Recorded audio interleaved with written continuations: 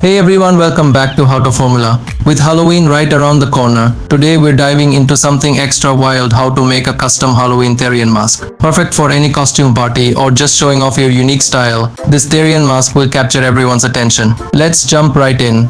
First, let's gather everything you'll need: a foam mannequin head, plastic mesh sheets, air dry clay, acrylic paint, scissors, glue, forks for and elastic straps. Don't forget any creative extras like feathers, gems or paint pens to really bring your mask to life. We'll start by shaping the mask base. Using a mesh sheet, cut it to fit over the mannequin head and mold it into the shape of an animal's snout or muzzle. This will serve as the frame. Secure the edges with glue and let it set for a few minutes.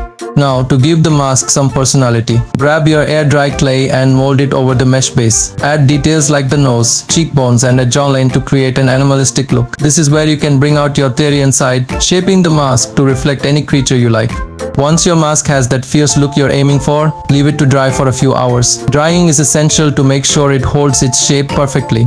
Now comes the fun part: painting. Choose colors that match the animal or style you're going for, whether it's a wolf, fox or something unique. Use acrylic paint for bold, lasting color. Feel free to get creative, add spots, stripes or tribal designs for extra flair.